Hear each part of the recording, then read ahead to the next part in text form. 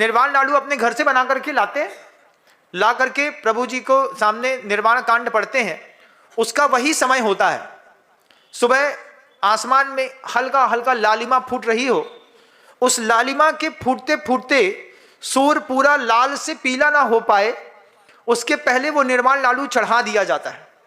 रात में नहीं होती है और दोपहर भी नहीं होती है, दिन निकल रहा होता है, सूर्य लाल लाल दिख रहा होता है। आपने देखा है कभी लाल बाल भानु देखा है? बाल भानु देखिएगा, पर्याप्त समय मिलता है, उस इतने बीच में आप अपनी सारी गतिविधियां कर लेते हैं।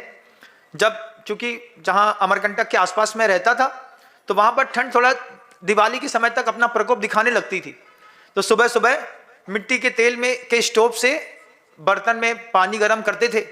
एक ही वॉशरूम था, उसी में परिवार के सब लोगों को जाना आना, फिर उसमें बढ़िया नहाना, फिर नए कपड़े पहनने, अपना अपना लाडू बनवाना। छोटा सा लाडू मैं भी बनवा लेता था, एक छोटा सा लाडू मेरे लिए बना देना। छोटा सा लाडू बना दिया, अब उसमें एक बादाम खड़ी कर देते थे और बादाम के साथ जाकर के लाडू चढ़ा देते थे। फिर ठंडी में सुबह सुबह एक ही दिन वो ऐसा रहता था, कहते थे कि अवसर पाकर के अवसर का लाभ उठाना पड़ता है, और सुबह सुबह बाल भानु जो सूर्य होता है वो सूर्य अपनी पीलेपन को प्राप्त ना हो, इसके पहले वहां पर निर्वाण कांड पढ़ करके लाडू चढ़ा दिए जाते थे।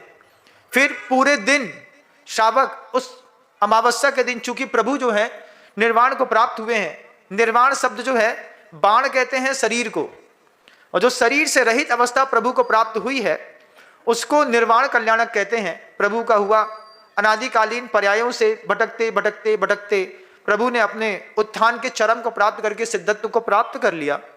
उस दिन गौतम गणधर की दुख का पार नहीं था, भगवान मोक्ष गए, ये तो खुशी की बात थी, लेकिन गौतम गणधर को इस बात का दर्द था कि अभी तक जिनकी देशना सुनता था, जिनके दर्शन करता था, जिनके समव शरण में बैठता था, अब उनके दर्शन नहीं मिलेंगे।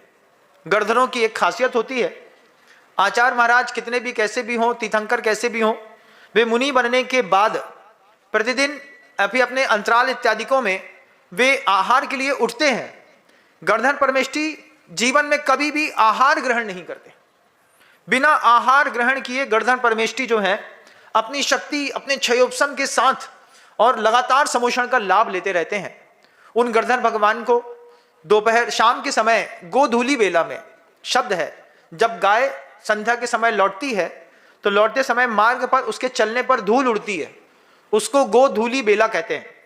उस गोधूली बेला में रात नहीं हुई, दिन भी नहीं है, वही बिल्कुल संध्या का समय हो रहा होता है, सूर्य फिर वापिस लाल लाल दिखाई देने लगता है।